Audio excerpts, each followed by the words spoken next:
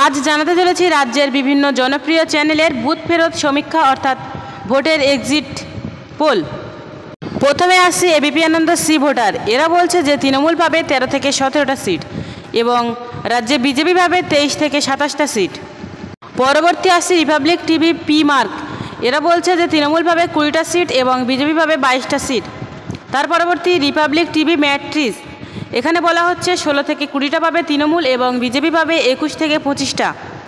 আরেকটি জনপ্রিয় channel TV9 বলছেন যে তৃণমূল পাবে 24টা এবং বিজেপি পাবে 17টা।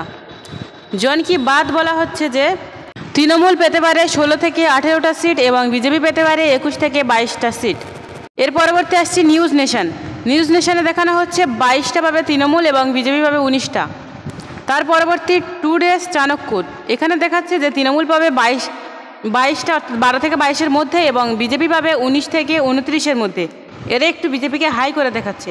সব জায়গায় দেখা যাচ্ছে যে বিজেপি জিততে পারে, কিন্তু এদিকে কুণাল ঘোষ তার এক্স হ্যান্ডেলে লিখেছে যে বুথ ফেরত সমীক্ষার তথাকথিত রিপোর্টে বাস্তব প্রতিফলিত হয়নি, কিছু ক্ষেত্রে পরিকল্পিতভাবে অবাস্তব তথ্য ছড়ানো হয়েছে।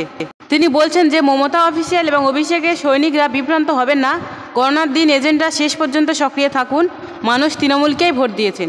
অর্থাৎ কুণাল ঘোষ বেশ কনফিডেন্স নিয়েই পোস্টটি করেছে। তবে যাই হোক, প্রায় প্রতিটি সমীক্ষক সংস্থাই ইঙ্গিত দিয়েছে 2019-এর থেকেও ভালো ফল করতে চলেছে বিজেপি। তবে এই সকল এক্সিট পোলের রিপোর্ট মানতে নারাজ তৃণমূল সুপ্রিমো মমতা বন্দ্যোপাধ্যায়।